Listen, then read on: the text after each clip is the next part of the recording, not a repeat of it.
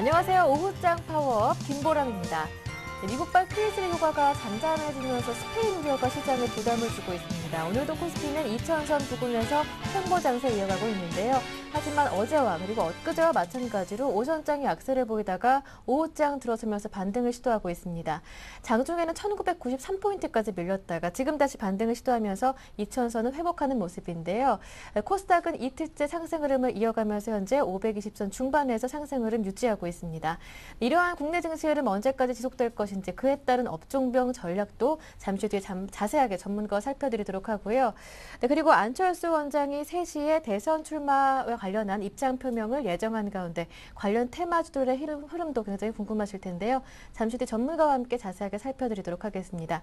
먼저 이 시각 시장 흐름부터 확인하고 오겠습니다. 오늘은 2010 미스코리아 김혜영 캐스터와 함께합니다. 네, 시황센터 김혜영입니다. 9월 19일 오후 증시 살펴보겠습니다. 먼저 코스피 지수입니다. 미국의 제3차 양적 완화 발표 이후 급등세를 보였던 코스피 지수는 단기 급등에 대한 부담감과 새로운 상승 모멘텀이 나타나지 않으면서 횡보세를 이어가고 있는데요. 뉴욕 증시 하락의 영향으로 소폭 내림세로 출발한 코스피 지수는 2000선을 하회하는 등 약세를 보이며 1995선에서 등락을 거듭하고 있습니다. 현재는 투신권을 중심으로 한 기간의 팔자세에 코스피 지수가 내림세를 나타내고 있는데요. 장중 하락에는 직전 8거래일간 사자 행진을 이어왔던 외국인이 소폭 매도 우위를 보이는 등 힘을 되주지 못한 영향도 작용한 것으로 보였습니다. 하지만 외국인이 현재는 매수세로 다시 돌아섰는데요. 지수 하락에 폭을 줄이고 있습니다. 현재 개인과 기관은 동반 매수세를 나타내고 있는데요. 개인이 490억 원, 외국인이 161억 원 순매수 보이고 있습니다. 반면 기관은 577억 원 매도 우위 보이고 있고요. 프로그램으로는 566억 원 매수 물량이 유입 중입니다. 현재 코스피 지수는 0.02% 상승하면서 2000선 회복했습니다. 2005선에서 거래되는 모습입니다. 주요 업종들 가운데서는 운송장비, 증권의 낙폭이 큰 편이고요. 전기전자, 종이목재, 화학, 기계, 유통업, 건설업, 운수창고 등도 하락세를 보이고 있습니다. 반면 의료정물과 은행, 의료약품을 포함해 의료식품과 섬유의복, 비금속광물, 철강금속, 전기, 가스업, 통신업 등은 오름세를 보이고 있고요. 시가총액 상위 종목 중에는 자동차주가 하락세를 보이고 있습니다. 현대차와 기아차, 현대모비스, 자동차 3인방이 일제히 약세를 이어가고 있는데요. SK이노베이션과 현대중공업도 하락하는 모습 보이고 있고요. 삼성전자, 신한지주도 내림세를 보입니다. 반면 SK하이닉스와 NHN 상승하고 있으며 포스코와 한국전력도 오름세를 이어가고 있습니다. 이어서 코스닥 지수 살펴보도록 하겠습니다. 미국의 제3차 양적 완화와 한국의 신용등급 상향 조정 등의 호재가 코스닥 시장에서는 힘을 발휘하지 못하면서 최근 코스닥 시장은 상승 탄력을 받지 못하는 모습이었습니다. 하지만 오늘 코스닥은 이틀째 상승 출발했는데요. 평일 코스피 지수와는 달리 코스닥 지수는 상승세를 이어나가며 현재 오름세를 보이고 있습니다. 개인과 기관의 동반 순매수에 힘입어 이틀째 오름세를 보이고 있는데요. 코스닥 현재 양호한 수급으로 상대적으로 선방하며 오름세 나타내고 있습니다. 투자 주체별로는 기관만이 나홀로 매수세를 보이며 지수 상승에 견인차 역할을 해주고 있는데요. 현재 120억 원 순매수세 보이고 있습니다. 반면 외국인과 개인은 동반 매도세를 보이고 있는데요. 외국인이 64억 원, 개인이 32억 원 팔자세를 나타내고 있습니다. 업종별로는 출판, 비금속, 일반 전기전자, 방송서비스, 금융, 운송 등이 내림세를 보이고 있고요. 반면 종이, 통신서비스, 인터넷, 디지털 콘텐츠, 정보기기, IT 부품은 오름세를 기록 중입니다. 시가총액 상위 종목들은 혼조세를 나타내고 있는데요. 대장주인 셀트리온을 비롯해서 CJ오쇼핑, 서울반도체, SM 등이 약 보합세를 이어나가고 있지만 파라다이스와 다음, 포스코 ICT, 인터플렉스 등은 강세를 보이고 있습니다. 이어서 환율 살펴보도록 하겠습니다. 전날 1116원대까지 저점을 낮췄던 환율은 연저점 돌파에 대한 부담감과 저가성 결제 수요 유입 등의 요인으로 낙폭이 제한되는 듯 했는데요. 원달러 환율이 1110원대 후반에서 횡보하고 있습니다. 미국 연방준비제도 이사회의 제3차 양적 완화 영향이 일단락된 가운데 스페인 관련 불확실성에 점증하자 추가로 방향을 나타내는 모습입니다. 일본 중앙은행의 통화정책회의가 예정된 가운데 당국 개임에 대한 경계심도 나타냈는데요. 환율 현재는 50전 내려간 1117원 80전에서 거래되는 모습입니다. 이어서 코스피 시가총액 상위 종목 살펴보도록 하겠습니다. 먼저 대부분 하락세를 나타내고 있는데요. 대장주인 삼성전자 0.15% 약보합세 보이면서 131만 3천 원에 거래되는 모습입니다. 현대차와 현대모비스, 기아차 모두 하락세를 나타내고 있고요. 포스코만이 1% 이상 상승하면서 37만 8,500원에 거래되는 모습입니다. 이어서 다음 장 살펴보도록 하겠습니다. 다음 장에는 상승 흐름 좀 보입니다. 현대중공업은 1% 이상 빠졌지만 삼성생명과 신한지주는 강보합세 보이고 있고요. SK하이닉스 2.84%, 3%에 가까운 상승세 보이면서 23,500원에 거래가 되고 있는데요. SK하이닉스는 D램 개발 소식에 여전히 강세입니다. 신제품 개발 소식에 실적 개선 기대에 대한 매수세가 유입되는 것으로 풀이됩니다. 이어서 코스닥 시가총액 상위 종목 살펴보겠습니다. 혼조세를 보이고 있는데요. 대장주인 셀트리온은 강보합세, 2위 자리를 나타내고 있는 파라다이스 3% 이상 상승하면서 17,300원에 거래되는 모습입니다. 반면 CJ 오쇼핑과 서울반도체는 약 보합세 이어나가고 있고요. 안철수 테마주인 안랩은 2% 이상 상승하면서 12만 7,700원에 거래되는 모습입니다. 다음 장 살펴보도록 하겠습니다. CJ ENM과 SM 등 장 초반에는 상승세를 나타냈던 엔터주들 모두 현재도 상승세 이어나가고 있는데요. SK브로드밴드가 3% 이상 상승하면서 3,770원에 포스코 ICT와 인터플렉스도 강보합세 보여주고요. 젠백스가 2% 이상 빠지면서 41,200원에 거래되는 모습입니다. 이어서 안철수 테마주 관련해서 살펴보도록 하겠습니다. 안철수 교수가 금일 오후 3시에 열리는 대선 출마 입장 표현을 공식적으로 발표할 것이라고 알려진 가운데 안철수 테마주들이 장 초반 혼조세를 보였으나 현재는 상승세로 돌아섰는데요. 안랩이 2% 이상 상승하면서 12만 7,700원에 거래되고 있고요. 솔고바이오와 오늘과 내일 눈에 띕니다. 7% 이상 상승세 보여주고 있습니다. 써니전자와 우성전자도 강세 나타내고 있습니다. 지금까지 시황센터 김혜영이었습니다. 이어서 전문가와 함께 시장 흐름 분석하겠습니다. 시장 중계석이 이어집니다.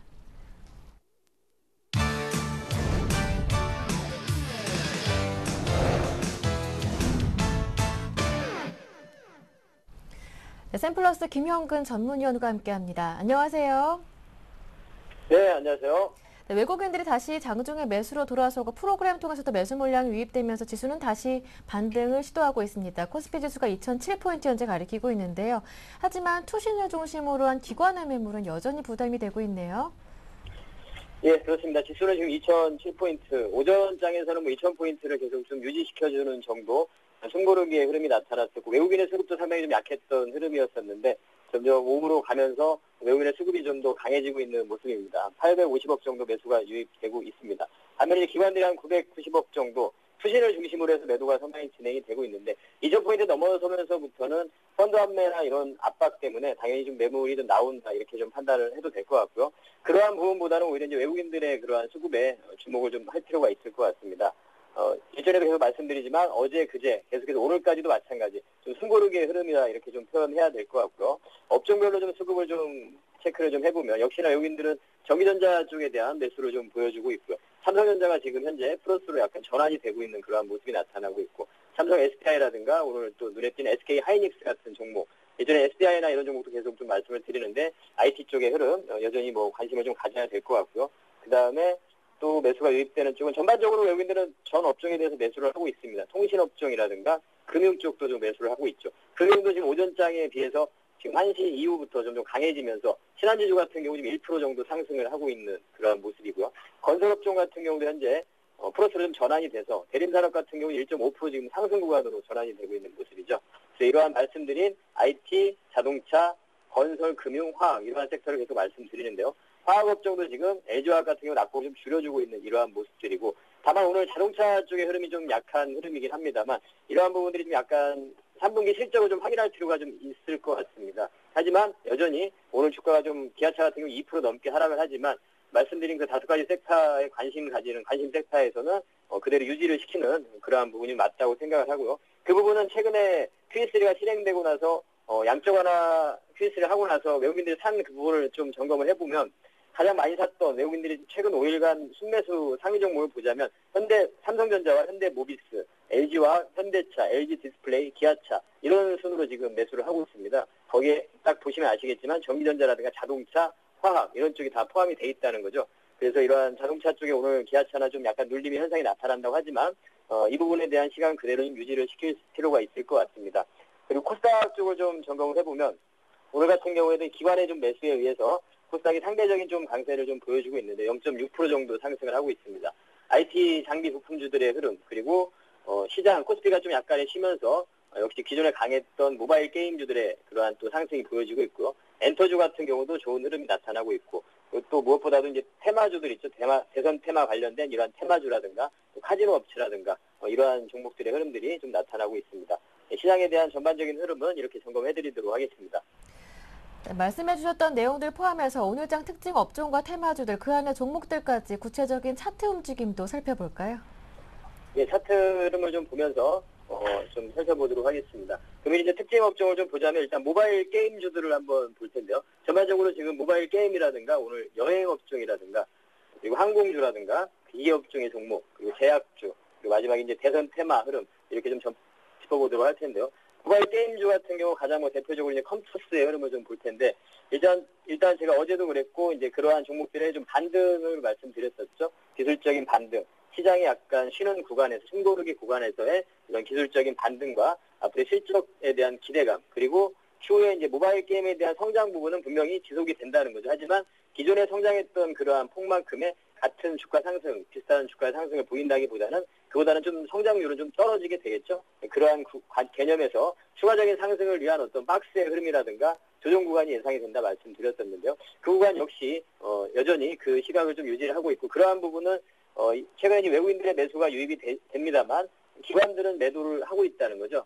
기관들은 차익 실현에 이미 지금 나서고 있다는 부분을 좀 생각을 할 필요가 있습니다. 그래서 이러한 종목들이 다시 반등이 나오고 상승을 할 때 추격해서 매수한다기보다는 이미 이제 이러한 종목들은 기존에 이제 보유자들의 종목이다 이렇게 판단을 하시고요. 제가 말씀드린 그러한 코스피 쪽에 그런 말씀드린 그 5가지 섹터 쪽에서 관심을 좀 가지시기를 다시 한번 말씀을 좀 드리고요. 그리고 오늘 또 여행 관련주 모두 투어가 상당히 좀 강한, 최근에 좋은 흐름이 나타났었는데요. 바로 이제 호텔 사업에 대한 기대감, 그리고 지금 환율이 또 이런 여행이나 항공업종에 좋은 우호적인 환경으로 좀 변화가 되고 있죠. 워낙 강세가 되면서 이러한 흐름들이 좀 나타나고 있고요. 모두투어라든가 하나투어 이런 종목들이 상당히 좋은 흐름들이 나타나고 있고, 인바운드 관련해서도 계속 여행객들의 중국이라든가 일본 여행객들이 증가하고 있는 부분도 이러한 좋은 주가 흐름을 좀 보여주고 있습니다. 그리고 항공주 같은 경우에도 아시아나항공, 마찬가지 아까 말씀드린 그 환율에 대한 부분으로 반등이 좀 나오고 있는 모습이고 대한항공의 흐름이 더 아시아나항공보다는 좀 더 괜찮은 흐름을 좀 보여주고 있고 그래서 이러한 부분들로 오늘 좀 흐름들이 좀 포착이 되고 있고요. 그리고 이제 기계업종 종목도 계속해서 말씀드리고 있는데 두산인프라코라든가 주택경기 회복에 대한 기대감 미국에서 주택기토도 어제 호전되는 모습을 우리가 확인을 할 수 있었고요. 그래서 지금 이러한 차트를 좀 봐도 상당히 장기 평선을 돌파되고 나서 추가적인 상승을 위한 그러한 힘을 좀 모으고 있는 그런 구간이라 이렇게 좀 판단이 들고 관련해서 또 코스닥 쪽으로는 진성 PEC나 이런 종목들도 같이 좀 확인을 좀 관심을 가질 필요가 있는 그러한 흐름이라고 봐야 되겠죠. 굴삭기의 그 하부주행체 롤러를 공급하는 세계 2위 업체입니다. 이러한 종목들도 좀 관심을 가질 필요가 있고 최근에 주가 흐름도 상당히 양호하고요. 그리고 한 가지 더 이제 기계업종의 종목에서 심팩이라는 종목을 좀 보면 최근에 아주 가파르게 좀 상승을 했죠. 바로 프레스 생산 업체인데 그 공작기계의 일종의 그런 부분이라고 좀 생각을 하시면 되는데요. 이 기업의 전방 산업이 바로 자동차와 전자제품, 전자산업입니다. 그러한 부분을 좀 보자면 이러한 주식의 주가 흐름이 살아나는 걸 보자면 전방 산업인 자동차와 전자제품, IT 쪽의 흐름이 좋아지고 있다는 부분을 좀 이러한 종목의 흐름에서도 우리가 좀 힌트를 좀 얻을 수 있을 것 같습니다. 이 종목의 흐름을 좀 보자면 역시 IT와 자동차 쪽에 지속적인 관심이 필요하다는 부분을 다시 한번 좀 생각을 하게 되는 것 같고요. 그리고 오늘 제약주, 녹십자 같은 경우도 좋은 흐름이 나타나고 있는데 기존에 약가이나 부분에 의해서 시력이 좀 안 좋을 거다 이러한 전망들을 많이 했었지만 그 부분이 사실적으로 실적적인 부분을 봤을 때 큰 영향은 없는 것 같습니다. 실적들이 호전이 되고 있는 상황이고 녹십자 같은 경우도 또 겨울을 앞두고 동사의 어떤 특징적인 부분이긴 합니다만 그런 백신이나 이런 부분으로 인해서 주가 상승에 좋은 흐름들이 나타나곤 하는데 그러한 흐름들이 여전히 전개가 되고 있고 전반적으로 제약업종의 종목들 흐름들이 상당히 그 실적에 대한 부분, 신약 개발에 대한 부분 이러한 부분으로 지금 현재 좋은 흐름들이 나타나고 있습니다. 그래서 녹십자나 이런 종목들도 관심을 가질 수 있는 그러한 종목이라고 생각을 하고요. 그리고 이제 테마 쪽을 좀 점검을 해보도록 하겠습니다. 대선 테마 쪽, 역시 이제 안철수 관련 쪽을 빼놓고 얘기할 수는 없는데요. 오늘 3시에 대선 출마 기자회견을 앞두고 있는 상황인데, 일단은 뭐 정황상 3시에 인터뷰 기자회견을 하는 거는 뭐 대선 출마를 하는 부분이라고 좀 생각을 하게 되겠죠. 뭐 대부분 그렇게 판단을 하고 있고, 저도 뭐 그렇게 좀 판단을 사실 하고 있는데, 관련해서 어제 이제 그러한 변동성들이 좀 나타났었고, 오늘도 이제 약간의 기다리고 있는 그러한 흐름이죠. 그래서 관련 종목들의 변동폭이 상당히 큰데, 안철수 관련 종목들의 그러한 흐름들은 앞으로 좀 관심을 테마 쪽에서는 좀 가져도 될 것 같다는 이러한 말씀을 좀 드리고 싶고요. 물론 이제 변동폭이 크기 때문에 철저하게 좀 기준을 가지고 좀 접근을 하셔야 될 것 같고, 오늘 뭐 미래산업 같은 경우는 하한가를 가고 있지 않습니까? 그래서 이러한 변동폭이 상당히 크기 때문에 뭐 테마주 좀 리스크를 좀 회피하고자 하시는 분들이라면 조금은 투자를 자제하시는 게 좋을 것 같고, 리스크는 당연히 큰 겁니다. 위험한 종목이라는 거는 다시 한번 좀 말씀을 드리고, 오히려 이제 제가 이런 부분을 말씀드렸었죠. 대선 테마에 관심을 가지자면 기존에 계속 말씀드렸던 일자리 관련해서 정책 관련, 일비스라는 종목, 이러한 종목들을 말씀을 드렸고, 그리고 이제 노인복지 쪽으로 가서 바이오스페이스나 이러한 종목들을 좀 말씀을 드렸었고, 그리고 SNS 관련주, 오늘 이제 드디어 SNS 관련주들의 또 흐름들이 좀 나타났는데요. 뭐 가비아라든가, 최근에 뭐 이렇게 약간 큰 움직임은 없었는데요. 그리고 뭐 나우콤이라든가 이런 종목들의 흐름들이 나타나고 있죠. 이렇게 보시면 아시겠지만 테마도 이렇게 흐름이 나타난다는 거죠. 일자리 관련해서 가장 먼저 흐름이 나타났었고, 복지 테마, SNS 관련 이런 종목들이 계속해서 약간 순환되면서 앞으로도 흐름들이 나타나리라고 전망을 하고 있습니다. 그래서 이러한 테마의 흐름들, 테마 쪽으로 좀 더 나가자면 오늘 이제 철도 관련주의 흐름들이 나타났죠. 대아티아이 종목별로 좀 나가자면 대아티아이나 이런 종목들도 철도 관련도 지금 러시아에서 북한의 채무를 탕감해준다는, 대규모의 탕감을 해준다는 이러한 부분들도 이런 앞으로 러시아, 북한, 철도, 시베리아 철도 부분 이런 부분도 계속해서 연결이 되고 있습니다. 얼마 전에 중국에서도 이러한 경기부양책으로서 철도 산업에 대한 부분 이런 부분도 계속 연결이 되기 때문에 이러한 흐름들을 좀 파악을 하시고 테마주들의 좀 움직이지 않을 때 좀 선점을 하고 좀 기회비용을 지불하고 이러한 흐름들로 좀 여러분들이 접근을 하신다면 좀 더 안정적으로 접근할 수 있고, 분명히 그리고 실적이 기반이 되는 테마라고 해도 실적을 바탕으로 한 이런 종목들에 접근을 하실 것을 좀 당부를 해드리고 싶습니다. 이렇게 오늘 시장을 정리를 해드리도록 하겠습니다. 네. 오늘 장 특징 업종과 테마 모두 정리해봤는데요. 그 가운데 모바일 게임주들은 기관의 차익 실현이 나오고 있기 때문에 추격 매수는 자제하자라는 말씀도 들어봤습니다. 오늘 도움 말씀 잘 들었습니다. 고맙습니다. 예, 감사합니다. 지금까지 샘플러스 김영근 전문위원과 함께했고요. 이어서 증권사 지점으로 가보겠습니다. 증권사의 추천 종목을 받아보는 시간인데요. 오늘은 IM투자증권 압구정 지점으로 가봅니다. 박창윤 대리 연결돼 있습니다. 안녕하세요. 네, 안녕하십니까. 네, 오늘 어떤 종목 문의가 가장 많았습니까? 아무래도 나리님만큼 정책 테마주가 아닐까 싶은데요. 네, 그렇습니다. 정확히 말씀을 하셨는데요. 아무래도 이제 오후 3시에 예. 충성로 구세군화투홀에서 기자회견을 열고 안철수 대선 후보가 이제 대선 네. 출마를 공식 선언할 것으로 지금 예측이 되고 있습니다.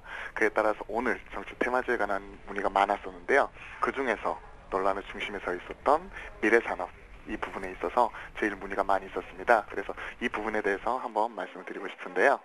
그래서 미래산업 같은 경우에는 오늘 정말 드라마틱한 흐름을 보여왔습니다. 오늘 오전만 하더라도 공식 출마 선언을 앞두고 강보합세 3%에서 4% 이상의 상승세를 보여왔지만 갑자기 오후장 들어서 최대 주주인 정문수 씨가 보유 지분을 전량 매각을 하면서 지금 하한가까지 떨어져 있는 상황입니다. 지금 현재 매도 잔량 자체가 한 4,600만 주가량 쌓여 있으면서 하한가에서 벗어나기 힘든 모습인데요.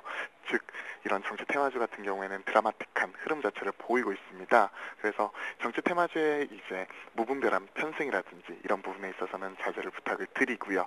이런 기대감에 따른 이제 급등락이 있을 수 있지만 아무래도 지금까지 급등이 있었던 만큼 이제 언제든지 이렇게 급락이 나올 수 있었다는 부분, 이 부분을 이제 미래산업이 오늘 극명하게 이렇게 보여준 것 같습니다.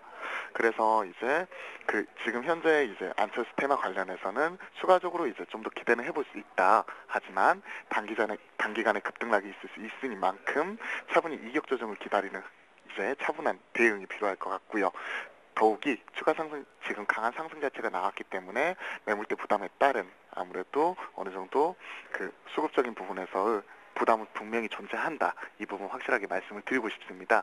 그래서 오늘 미래산업 이 부분에 있어서 혹시 가지고 계신 분들은 지금이라도 어느 정도 리스크 관리 차원에서 비중 자체를 줄여놓는 것이 필요하실 거라고 보고 있고요.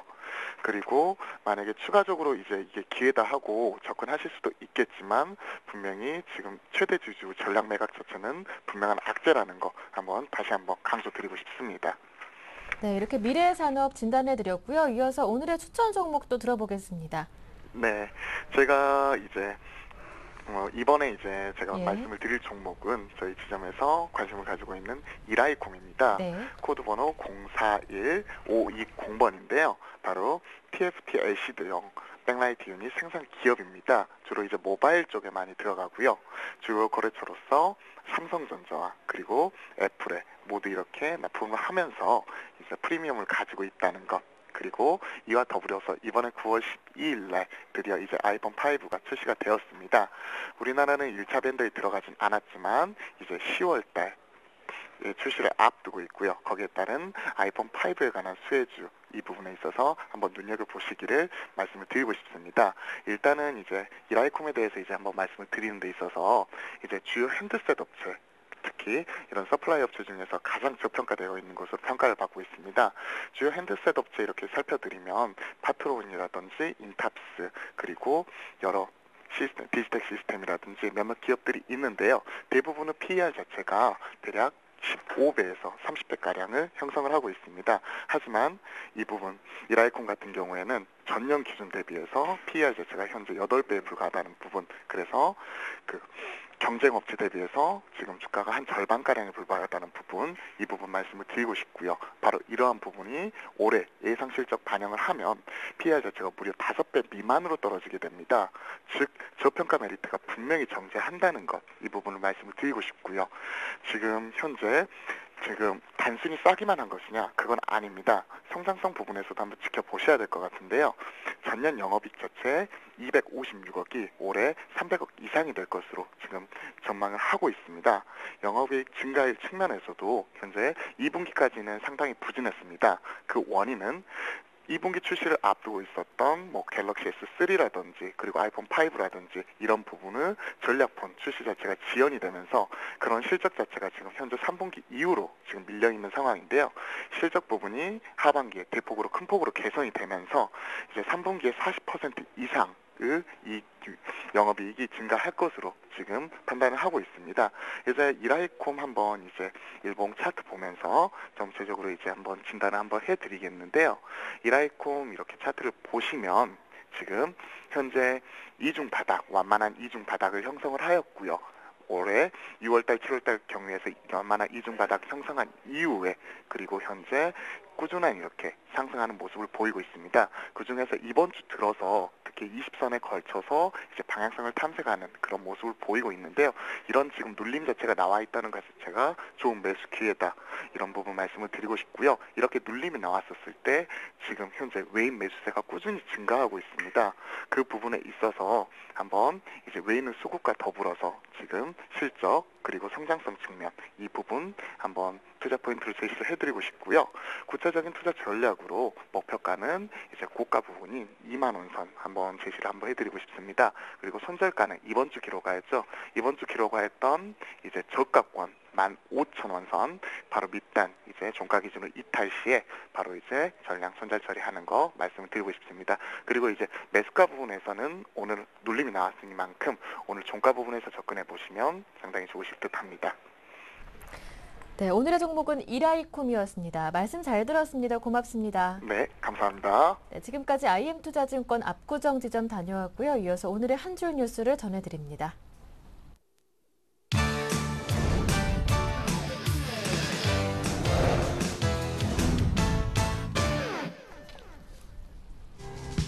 전면적인 구제금융 신청 여부로 주목받고 있는 스페인이 단기 국채 발행에 성공했습니다. 스페인은 단기 국채 45억 7천만 유로를 이전보다 낮은 금리로 발행에 성공했고 12개월 만기 국채 35억 유로를 종전보다 0.23%포인트 하락한 평균 2.835%에 발행했습니다. 또 18개월물의 경우도 이전보다 0.26%포인트 떨어진 평균 3.072%의 금리로 낙찰받아 발행했습니다. 미국 연방준비제도가 경기 회복을 위해 공격적인 경기 부양책을 발표한 데 이어 정치권의 압박에도 나섰습니다. 연방준비은행의 총재인 피셔는 연준은 미국 경제를 살리기 위해 역할을 다했지만 행동을 하지 않는 의회가 경기 회복을 방해하고 있다고 의회를 비난했습니다. 또한 버냉키 의장은 오늘 예정된 상원 재무위원회 소속 의원들과의 비공개 면담에서도 의회를 압박할 것으로 예측되고 있습니다. 분데스방크의 옌스 바이트만 총재가 유럽중앙은행이 발표한 경기부양책을 악마의 작품이라고 비판했습니다. 그는 마리오 드라기 ECB 총재가 발표한 새로운 국채매입 프로그램인 OMT를 지목하지는 않았으나 중앙은행이 자금을 무제한으로 마련할 경우에 돈의 가치를 떨어뜨리지 않을 만큼만 적당히 발행하는지 어떻게 알겠느냐고 꼬집었습니다. 이어서 중앙은행이 화폐를 발행해 재정 문제를 해결하는 것은 매력적인 방법이고 과거에도 이 같은 통화 정책을 사용한 경우가 많았다고 덧붙였습니다. 안철수 원장의 공식 대선 출마 선언을 몇 시간 앞두고 관련 증시에서 테마주들이 상승하고 있습니다.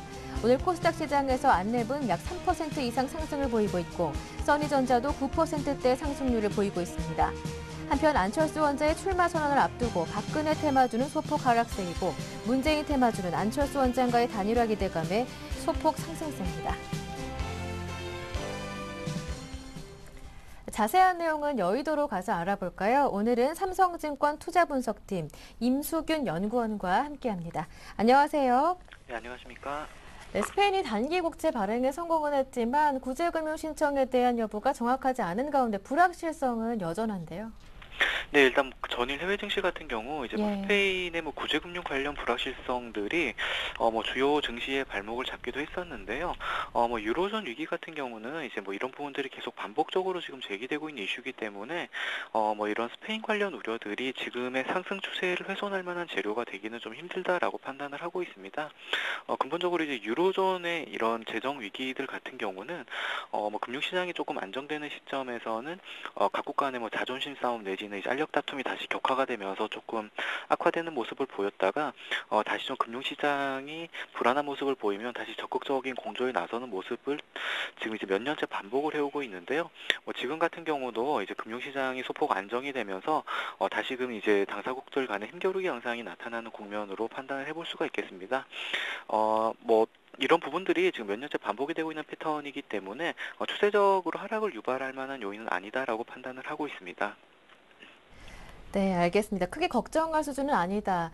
증시의 방향성을 좌우할 만한 이슈는 아닐 것이다 정리해 주셨는데요. 아무튼 미국의 경기부양책과 유럽의 사태 해결 방안에 대해서 어느 정도 시장의 상당 부분 노출이 된 만큼 코스피가 2,000선을 돌파한 이후에 계속 매물 소화 과정 구간에 진입해 있는데요. 이러한 상황이 언제까지 지속될까요? 예, 일단 QE3라든지 ECB 네. 정책에 대한 기대감으로 글로벌 증시가 단기간에 상당히 좀 강하게 올라온 부분들이 있기 때문에 지금의 나타나는 숨고르기 양상 같은 경우는 좀 자연스러운 양상이다라고 좀 생각을 해볼 수가 있겠습니다. 통상 단기 급등 이후에는 이런 차익 매물 소화 과정에서 상승 탄력이 둔화되는 흐름들이 나타나는데요. 지금 같은 경우는 건전한 그 과열 해소 국면 정도로 판단을 하시는 게 맞는 것 같고, 어쨌든 근본적으로 지금 시장의 예상치를 크게 상회하는 강력한 정책에 대한 기대감이 여전히 지속되는 구간이기 때문에 추세적인 상승 흐름은 향후에도 당분간 지속될 가능성이 크다라고 지금 생각을 하고 있고요. 코스피 같은 경우는 단기적으로 한 2,050에서 2,100포인트 정도까지 추가 상승이 가능할 것으로 판단을 하고 있습니다. 네, 알겠습니다. 자, 그렇다면 QE3 이후에 시장을 이끌 만한 남은 기폭제는 없는 것인지 한번 궁금합니다. 그렇다면 과연 이제 중요한 것은 경제 지표나 기업 실적 같은 펀더멘털인가요? 네, 그렇습니다. 일단 그 정책적인 차원에서 강력한 저희가 생각했던 가장 강력한 정책 조합들이 발표가 됐기 때문에 이제 향후에는 이런 정책들의 효과가 얼마나 강력하게 나타날 수 있는지를 좀 확인하는 과정이 필요할 것으로 생각을 하고 있습니다. 가장 중요한 부분은 경기라든지 기업 실적과 같은 펀더멘탈의 개선 여부가 될 것으로 생각을 하고 있습니다. 그리고 이제 QE3를 통해서 이제 달러 유동성들이 많이 풀려 나오게 된다면은 이제 글로벌 자산 시장에서 위험 자산 선호도가 재차 좀 강화가 될 수 있는데요. 이런 현상들 같은 경우는 국내 증시 내에서 외국인들의 매수세를 좀 자극할 수 있는 부분들이기도 합니다. 그래서 글로벌 위험 자산 선호에 따라서 한국 증시로 외국인들 매수세가 얼마나 추가로 유입될 수 있을지 이런 부분들도 좀 체크해볼 필요가 있지 않나 생각을 하고 있습니다. 네, 끝으로 오늘장 전략도 전해 들어보겠습니다. 예, 말씀드렸듯이 지수 예. 자체는 여전히 추가 상승 여력이 남아있는 것으로 판단을 하기 때문에 전체적인 전략에서는 주식 비중 확대 쪽으로 접근을 하시는 것이 바람직할 것으로 생각을 하고 있습니다. 지금 어쨌든 시장에서 가장 중요한 프레임이 QE3 기대감에 따른 정책 랠리이기 때문에 여전히 QE3 수혜주에 관심을 좀 집중을 해볼 필요가 있겠습니다. 좀 세부적으로 말씀을 드리면 경기 개선, 미국 경기 개선 기대감이 반영된 마이티나 자동차 같은 주요 수출주들, 그리고 달러 약세와 상품 가격 상승의 수혜가 기대되는 상품 관련 주식들, 뭐 에너지라든지 자원개발 관련주들 주목을 해보실 필요가 있고요. 그리고 또 최근에 이슈가 됐었던 중국과 일본의 영토 갈등에 따라서 좀 수혜를 볼 수 있는 업종들도 좀 관심을 가져볼 필요가 있을 것 같습니다. 지금 뭐 중국인들 같은 경우는 이제 일본으로의 관광을 취소를 하고 국경절, 중추절 연휴를 맞아서 한국으로의 관광객들이 상당히 좀 늘어날 것으로 예상이 되고 있는데요. 이런 부분들과 관련해서 수혜가 기대되는 호텔이라든지 면세점, 카지노, 그 화장품 같은 업종들도 지금 단기적으로는 좀 수혜를 볼 수 있지 않을까 생각을 하고 있습니다. 네, 말씀 잘 들었습니다. 오늘 도움 말씀 고맙습니다. 네, 감사합니다. 네, 지금까지 삼성증권 투자전략팀의 임수근 연구원과 함께했습니다.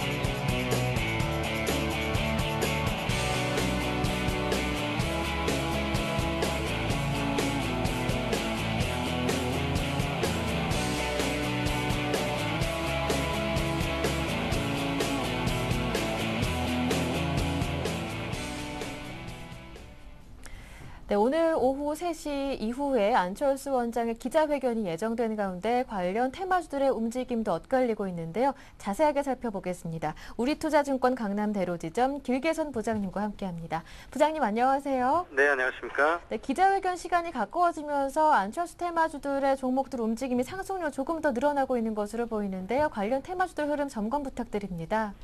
네, 기대와 관망이 상당히 겹치고 있는 상황이다. 이렇게 오늘 그 안철수 의장 관련 대선 관련 보도의 예상치는 이렇게 시장에서 반영이 되고 있다고 판단됩니다.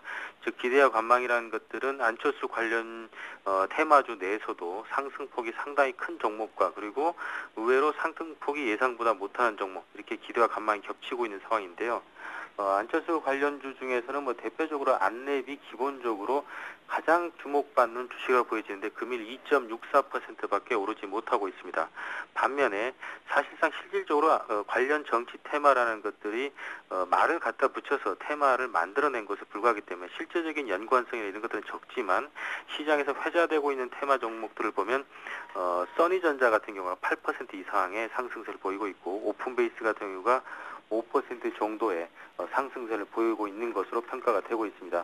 또한 실제적으로 안 의장과 함께 많은 벤처기업들이 국내 벤처 산업의 초창기 태동했을 당시에 같이 활동했었고 많은 연분을 쌓고 있었던 다음 같은 경우라든지 휴맥스 같은 기업들은 1% 내외의 소폭의 플러스만을 보이고 있어서 실제적인 연관성과 또 밀접도, 정치 테마로서 했던 시장의 상식과 비춰봤을 때는 연관성과 무관하게 일단 시장에 수급적으로 요인을 미쳐서 상승이 보이고 있다 이렇게 판단이 되어지고 있고요. 하지만 이러한 전체적인 테마주의 피날레는 아직도 남아있는 시간이 조금 더 있기 때문에 이어질 가능성이 높다고 보고 있습니다. 따라서 시장에 대한 어떤 그 지나친 어떤 버블이 약간 형성되어 있는 테마주에 대한 우려감도 있지만 시장은 우려감이 있다 그래서 무조건 하지 않아야 될 것으로 치부해 버리기에는 너무나 변동성이 커져 있기 때문에 이런 종목들에서 트레이딩의 기회는 충분히 있기 때문에 수익난 자금을 가지고 일부 매매를 해보는 것도 나쁘지는 않다고 보고 있습니다. 네, 알겠습니다. 네, 그렇다면 만약에 안철수 원장이 출마를 선언하게 될 경우에 그 이후에 관련 대선 테마주들의 흐름은 어떻게 엇갈리게 될까요? 일단 안철수 의장은 일단은 출마 선언을 하고 나서 나중에 서울시장 선거 때처럼 밀어주기 정책으로 선회를 하든지 아니면 자신의 출마를 계속적으로 유지해서 정책 구도를 드라이빙해 갈 건지를 구도에 나갈 것으로 예상을 하고 있습니다. 즉 출마선이 있지 않을까라고 조심스럽게 예측을 해보는데요. 출마 선언을 하고 밀어주기는 가능합니다. 하지만 밀어주기를 해놓은 다음에 본인이 출마는 불가능하기 때문에 일단 모든 가능성을 열어놓다고 본다면 출마를 해놓는 것이 본인의 여러 가지 선택적인 폭을 넓힐 수 있는 구도이기 때문에 아마도 출마를 하지 않을까 조심스럽게 예상을 해보고요. 하지만 안 위원장의 그 기본 성격과 그 상황으로 미뤄봤을 때는 안 위원장 스스로가 반드시 당선 확률이 100% 있다고 판단돼야만 대권 구도를 감행할 것으로 예상이 되고 있습니다. 즉 게임의 엔딩은 끝까지 지켜봐야 된다가 제 논조고요. 따라서 민주당과의 합의점이 도출되기 어렵다고 판단된다고 하면 쉽게 실타래를 풀지 못할 개연성도 크기 때문에 일단은 그 뚜껑을 열어놓되 뚜껑 열어놓은 이후에 엔딩까지는 계속 지켜봐야 된다는 점에서 보면 이런 테마주의 방향성은 계속적으로 살아있을 것이다. 하지만 중요한 것은 소문에 사서 뉴스에 팔라라는 증시의 핵심적인 격언이 있습니다. 이번 QE3에서도 경험해 봤겠지만 과거 1, 2차 때와는 다르게 QE3가 발표되고 난 이후에 주가 움직임 변동성은 그렇게 크지가 않습니다. 따라서 이번 대선 출마 뉴스가 만약에 확정된다고 그러면 그 pitch를 올리는 피크 시점에 일단 차익실현을 하고 소문에 사서 뉴스에 팔면서 피크 시점에 차익실현을 하는 것을 완성을 해야 되고 다시금 정치 구도를 파악한 이후에 재대응해도 충분하다고 보기 때문에 지금은 이러한 증시 격언에 맞춰 투자 방향을 정해보셔야 되고요. 아직까지는 또 중기 이상으로는 엔딩에 대한 기대감은 충분히 남아있다는 측면에서 대선 테마주의 방향 자체는 긍정적으로 시각을 돌려야 된다 이렇게 평가를 합니다. 네, 알겠습니다.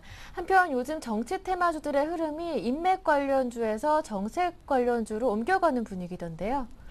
네, 그렇습니다. 쉽게 얘기해서 대선 관련해서 출정식을 보였던 많은 대선 주자들이 있었습니다. 무려 민주당 내에서도 4-5분이나 계셨고 새누리당 내에서도 여러 가지 경선을 거치면서 초창기에는 당연히 인맥 중심으로 펼쳐질 수밖에 없는 그런 정치 테마 분위기가 형성됐지만 이제는 대선 주자들이 거의 압축이 되어가고 있기 때문에 3자 구도냐, 양자 구도냐의 측면으로 계속적으로 압축이 돼가고 있기 때문에 결국은 양자든지 3자든 간에 결국은 정책의 비교를 통해서 시장에서 또는 언론에서 이러한 정책 비교 몰이를 할 가능성이 높다고 봅니다. 따라 지금은 같은 경제 민주화라 그래도 복지와 성장 어느 쪽에 포커스를 두느냐 또는 대북 정책이라 그러면 어느 쪽에 더 유연한 정책을 또 몰아가느냐 또는 기존의 정책을 유지하느냐 또는 새로운 정책에 대한 강력한 드라이빙을 펼치느냐 이런 것에 따라서 각종 언론과 신문 그리고 인터넷을 통해서 보도될 가능성이 많기 때문에 결국은 인맥에 대한 부분들이 많이 이제 퇴색이 되고 정책 관련주로 이동된다는 것이 명확하다고 평가를 하셔야 됩니다. 따라서 향후의 포커스는 시일이 점점 다가갈수록 정책 관련주들을 새롭게 편집하는 정책이 아마도 당권 내부에서도 충분히 이루어질 것이고 증시 관련 내부에서도 각 리서치 기관별도 이러한 보고서들이 우후죽순격으로 많이 나올 것이기 때문에 정책 관련주의 포커스를 맞추는 것이 합리적인 선택이라고 판단합니다. 네, 이제 정책 관련주의 포커스를 맞출 때다 말씀해 주셨는데요. 그렇다면 어떤 종목 투자해 보는 게 좋을까요?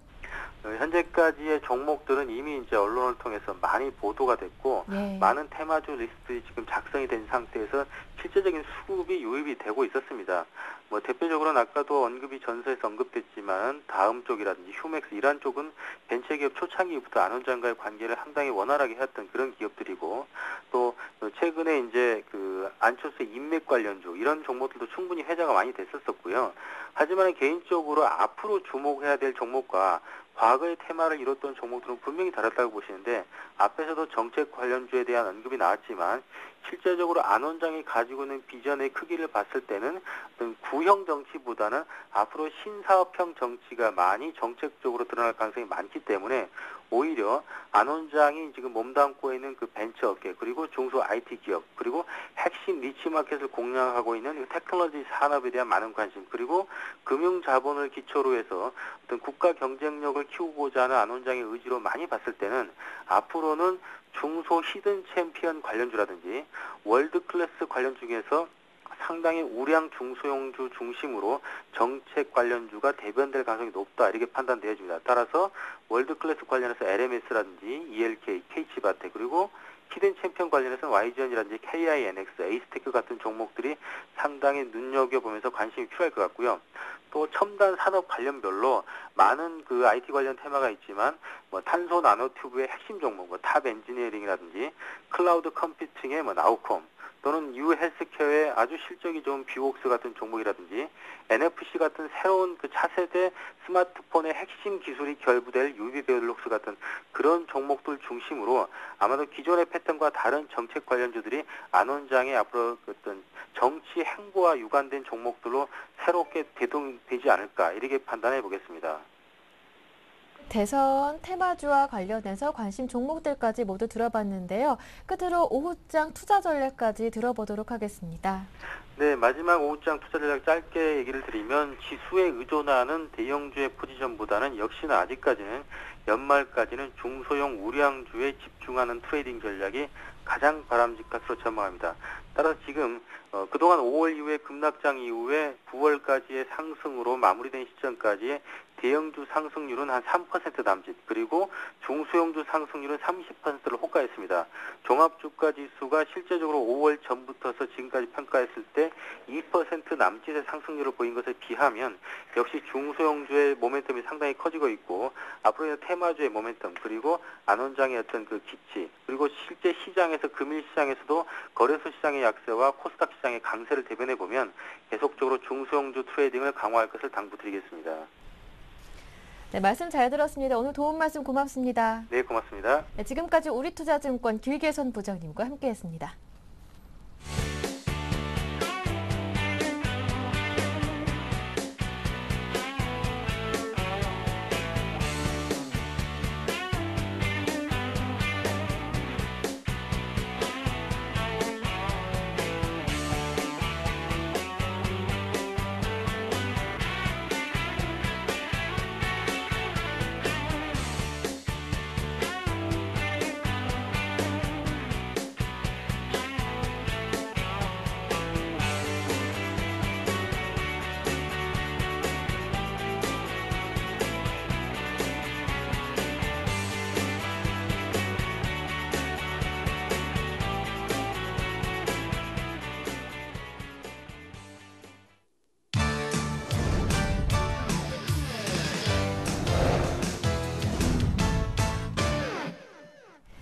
네, 지금부터는 보다 구체적인 오후장 전략을 세워봅니다. 오늘은 인포트 투자자문의 정동웅 전문가와 함께합니다. 안녕하세요. 네, 안녕하세요.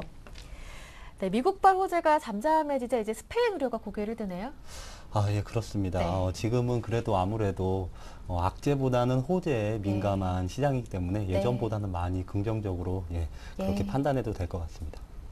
네, 그렇다면 오늘의 체크포인트 한번 둘러봐 주신다면요.